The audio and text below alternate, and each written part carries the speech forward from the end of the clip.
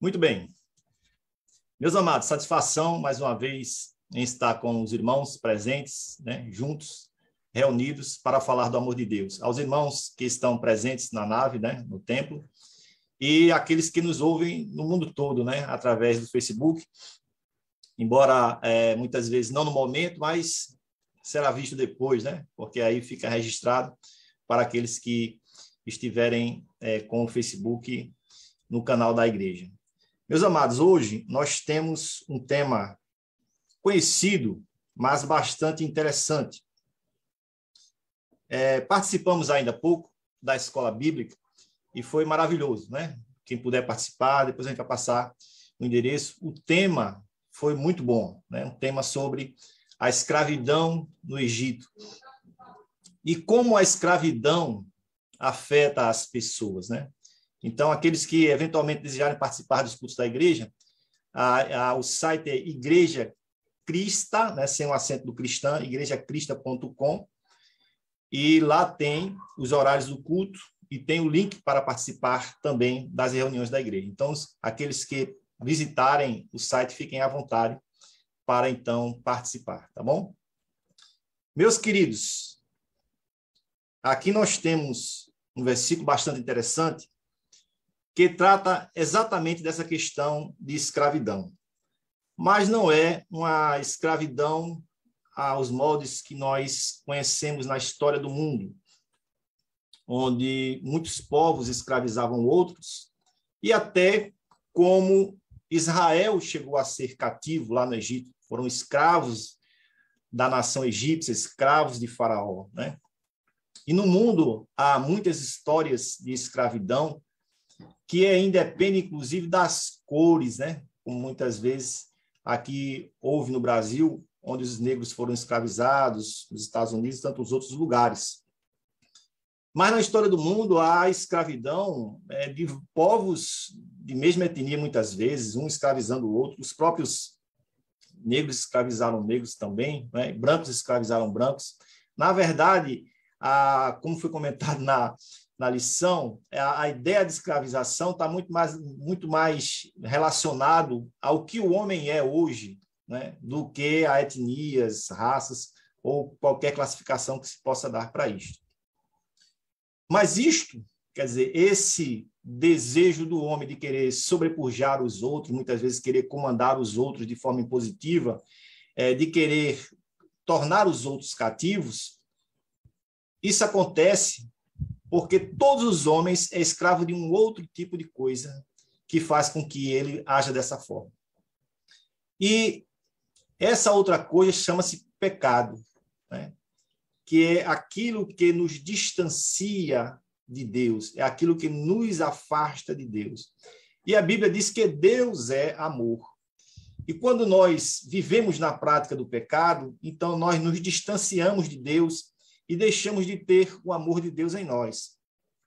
João, no capítulo 8, e o versículo 34, ele traz um texto bastante interessante, que diz o seguinte, Jesus falando, replicou-lhe Jesus, em verdade, vos digo que todo aquele que comete pecado é escravo do pecado.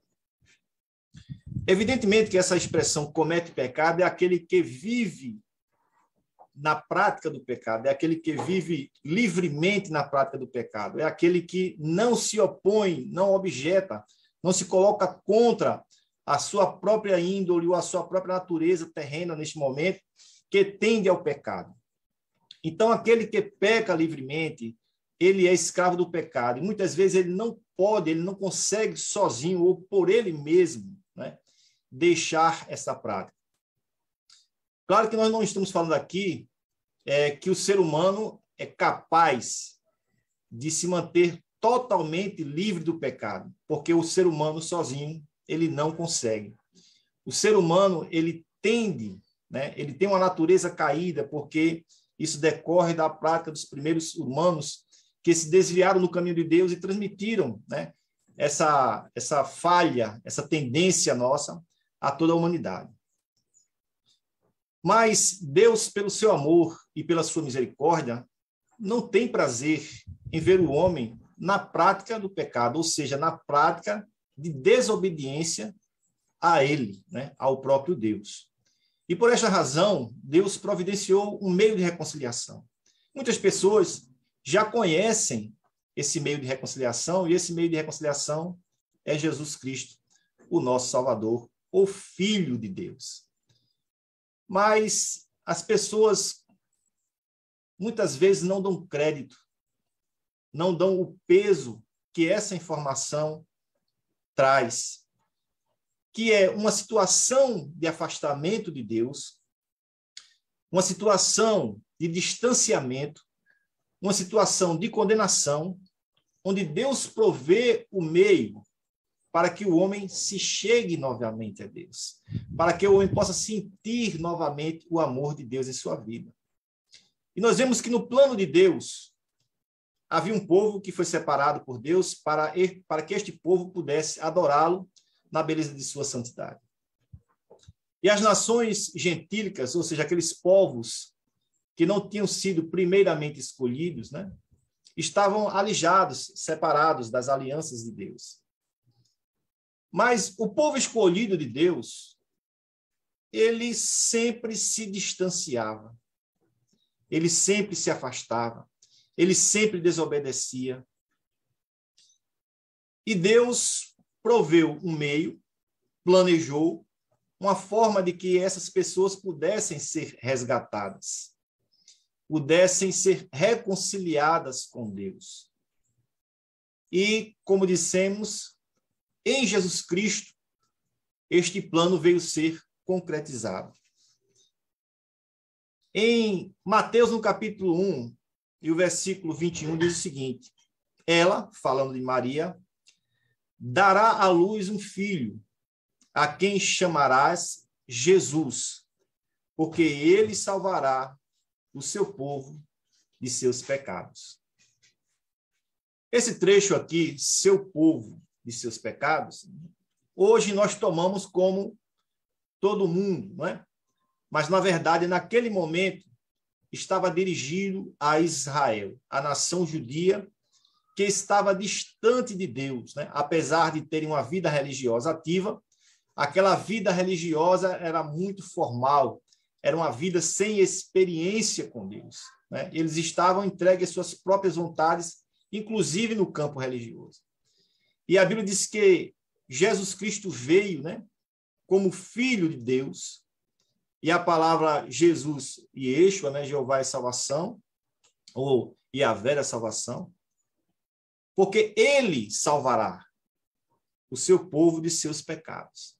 Então, Jesus foi enviado por Deus para resgatar o seu povo.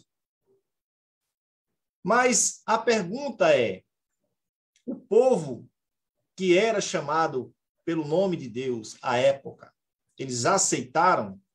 Eles abraçaram esse resgate maravilhoso planejado por Deus? E a resposta, infelizmente, é não. Está lá escrito em João, no capítulo 1, e o versículo 11, que diz o seguinte: veio para o que era seu, e os seus não o receberam. Mas a todos quantos receberam, aos que creem no seu nome, deu-lhes o poder de se tornarem filhos de Deus, os quais não nasceram do sangue, nem da vontade da carne, nem da vontade do varão, mas de Deus. Irmãos, esse versículo, ele é maravilhoso. Porque ao passo em que Deus havia inicialmente escolhido um povo para ali colocar o seu nome, para que aquele povo o buscasse de todo o coração, o reverenciasse, o adorasse, fosse um povo peculiar. Infelizmente, quando Jesus Cristo veio para este povo enquanto nação, aquela nação não entendeu a mensagem de Deus, não entendeu o propósito de Cristo, até porque Israel, na época de Cristo, estava sob um jugo, sob um domínio romano muito forte, e a esperança deles era que aquele que viesse como Messias resgatasse a nação, a tornasse grande novamente e a libertasse do jugo romano. Porém, o propósito de Deus não estava totalmente ligado, e não está, às coisas materiais, às coisas físicas, às coisas terrenas. Deus está voltado para o espiritual.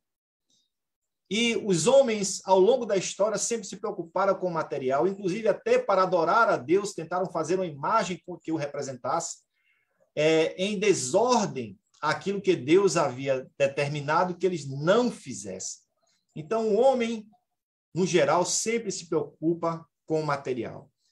Mas esse versículo diz: a todos quantos o receberam, ou seja, aqueles que receberam a Cristo, aos que creem no nome de Cristo como enviado de Deus, né? Deus lhe deu o poder de se tornarem filhos. Então, as pessoas que, no afastamento do pecado, eram vistas como criaturas de Deus, ao crerem em Jesus Cristo como o seu Salvador, eles passam agora a serem reconhecidos como os filhos de Deus. E é muito importante o versículo 13, porque ele diz que não nasceu segundo a vontade, segundo a carne, nem segundo a vontade da carne, nem do sangue, nem dos varões. Ou seja, não é a descendência, não é a etnia que agora importa especificamente para Deus. Claro que Deus não rejeitou o seu povo ao qual dantes conheceu, mas Deus trouxe para si aqueles que não eram conhecidos, aqueles que não eram nação conhecida, reconhecida do ponto de vista histórico, do ponto de vista de dentro da Bíblia. Tanto que no versículo 25 do capítulo 9 de Romanos, diz assim: como diz ele também em Oséias, chamarei meu povo ao que não era meu povo, e amada a nação a quem não era amada. Então, Deus, na sua infinita misericórdia, ele traz para si, quebra a barreira de separação que existia entre os povos, entre a nação que ele primeiro escolhera e as demais nações. E em Jesus Cristo, essa bênção ela é concretizada. Em Jesus Cristo, como diz o apóstolo Paulo, não há judeu nem grego, né? Então, nós estamos sob o mesmo Deus. E você que nos escuta, né, pode ser beneficiado com esta informação. Que você saiba que Deus não lhe rejeita. Deus está te chamando para que você também faça parte deste povo. Se você se sente afastado de Deus, se você se sente desligado das coisas espirituais, Deus está te chamando agora para que você possa sentir este amor maravilhoso manifesto em Jesus Cristo e que você possa agora fazer parte do povo de Deus. Aquela vida de escravos do pecado não seja mais aquilo que dita as tuas ações. Como a gente leu no começo, aquele que vive na prática do pecado é escravo do pecado.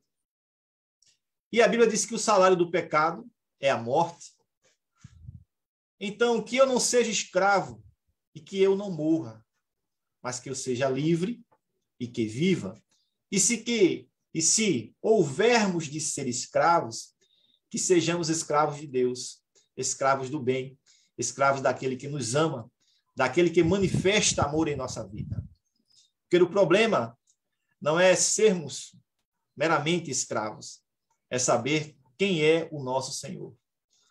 Se o nosso Senhor é Deus, se o nosso Senhor é o Senhor constituído por Deus também, Jesus Cristo, então nós estamos bem guardados, nós estamos bem cuidados, ao passo que o pecado e o próprio Satanás, que escraviza o mundo, que escraviza, ou pretende, ou deseja, ou insiste em escravizar os homens, este daí conduz ao homem à perdição eterna e conduz o homem à morte eterna. E é por isso que Jesus diz: eu vim para que tenhas vida e vida em abundância, né? Então, Romanos 6 e o capítulo 22 diz: mas agora, libertos do pecado e feitos servos ou escravos, né, de Deus. O original traduz escravo, mas as nossas Bíblias normalmente colocam servo, porque eu acredito que os nossos tradutores entenderam que a palavra escravo é muito pesada, né? E muitas Bíblias consta a palavra servo, mas no original realmente estava escravo, né? E feitos servos de Deus, tendes o vosso fruto para a santificação e, por fim, a vida eterna. Que coisa maravilhosa! O fruto para a santificação. As pessoas pensam que ser santo é alguém que foi designado por um outro ser humano como santo. E que muitas vezes se faz uma imagem daquele que foi designado santo e que a ele se pede algumas coisas, não é? Mas do ponto de vista bíblico, ser santo não é isto. Ser santo é aquele que foi separado por Deus. Essa é a palavra, esse é o significado de santo, ser separado. Então, se as pessoas vivem no mundo seguindo as suas próprias práticas, escravizados pelos seus próprios hábitos pecaminosos, sem poder sair desta situação, Deus em Cristo nos resgata de lá e nos separa do mundo, nos separa desta vida de pecado. Isso se chama santificar. Então, que nós possamos frutificar para a santificação. As minhas ações agora, elas começam a mudar. Elas começam a ser ações que agradam a Deus. Começam a ser ações que Deus determinou que eu fizesse. Então, ele, como meu Pai, como meu Senhor, ele me ensina como devo agir. E que nós, enquanto servos de Deus, enquanto filhos de Deus, não sejamos desobedientes. Procuremos ouvir a voz de Deus, dar crédito ao que Deus determina para nós e que nós possamos, como filhos amorosos, praticar as boas obras para a santificação. E o texto diz: e por fim, a vida eterna.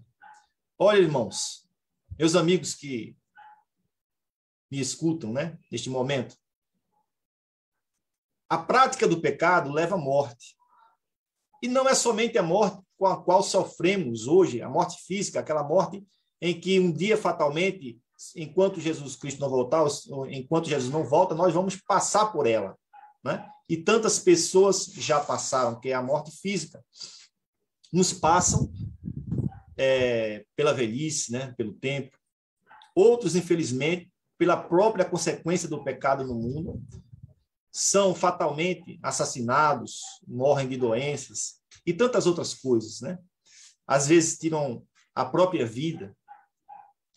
Essas pessoas, elas morrem materialmente falando, porque a matéria, ela, nesta situação em que vivemos, ela vai se decompor, né? Ela vai ser corrompida.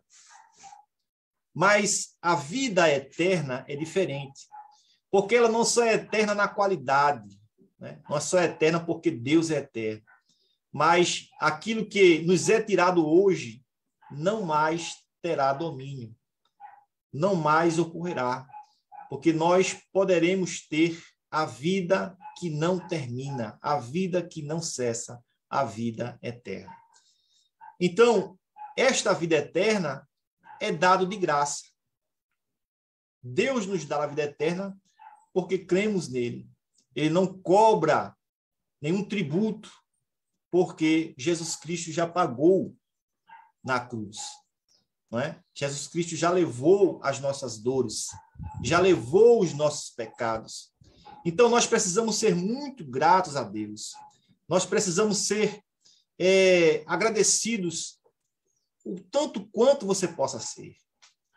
Porque Deus tira aquela condição terrível em que o homem passou a viver e coloca o homem em novidade de vida, onde ele poderá ter a vida eterna. E, meus amados, se nós éramos escravos, se nós vivíamos no pecado, se nós vivíamos sofrendo, sem ter a quem recorrer, porque o sofrimento, na verdade, ele acontece em todas as esferas e todas as pessoas passam, eventualmente, por algum tipo de sofrimento. Mas você lembra quando você era criança e que você caía e às vezes se arranhava e vinha o seu pai ou a sua mãe, lhe pegava no braço e você chorando, né? O seu pai e sua mãe lhe consolava, ia lá tratar você, né? Cuidar das feridas que eventualmente pudessem ter acontecido, um machucado. E você, apesar de estar sofrendo com aquela dor física, você se sentia aliviado porque tinha alguém cuidando de você.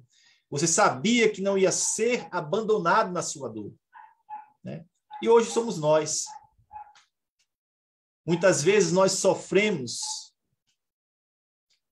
psicologicamente, sofremos fisicamente, mas temos um refúgio, temos a quem recorrer, temos aquele que nos ama e cuida de nós. O ruim, irmãos, o ruim, meus amados, são aqueles que não têm a quem recorrer, se sentem sozinhos no mundo, se sentem abandonados. Outros simplesmente não acreditam no mundo espiritual, não acreditam em Deus e vivem isolados no seu próprio mundo, sem Deus e sem paz no coração. Então, nós que fomos resgatados, estamos nesta condição, né, de resgatados por Deus, nós precisamos viver também uma vida de boas práticas. Por quê? Porque, embora a salvação seja de graça, Deus não nos cobre nada, nós não somos mais filhos das trevas.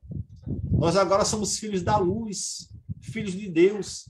E se Deus é amor, nós precisamos ter práticas amorosas. Nós precisamos mudar as práticas da nossa vida. É fácil? Não. Não é fácil porque a natureza do homem tende sempre, né, a se distanciar de Deus. E que nós possamos aprender de Deus a como estar sempre perto dele. E a palavra, em Tito capítulo 2, versículo 14, diz: o qual se deu a si mesmo, falando de Jesus, por nós, para nos remir de toda a iniquidade e purificar para si um povo seu, especial, zeloso e de boas obras. Então, nós somos resgatados da iniquidade, nós somos resgatados do pecado. E nós somos purificados por Deus, através de Jesus Cristo. E algumas pessoas dizem, mas eu sou pecador, tem gente que diz que é pecador, que come carne, farinha, e vai ser salvo. Mas é exatamente isto. Nós fomos resgatados, remidos de toda a iniquidade. E fomos purificados para Deus em Cristo, como um povo especial, zeloso e de boas obras. Então, que nós, amados, possamos, de fato, agora frutificarmos as boas obras. Você está totalmente livre do pecado? Não. A Bíblia diz que se dissermos que não temos pecado, fazemos mentiroso. Por que isso? Porque nós somos falhos. Mas há uma diferença entre eu falhar e eu ter o prazer de cometer a falha. Que nós não tenhamos prazer no pecado. E que em falhando, peçamos perdão ao nosso Deus, para que Deus nos mantenha em santificação, porque Ele é santo. E para encerrar, meus queridos, Romanos, no capítulo 12 e o versículo 2, diz o seguinte: não vos conformeis a este mundo, mas transformai-vos pela renovação da vossa mente, para que experimenteis qual seja a boa, agradável e perfeita vontade de Deus.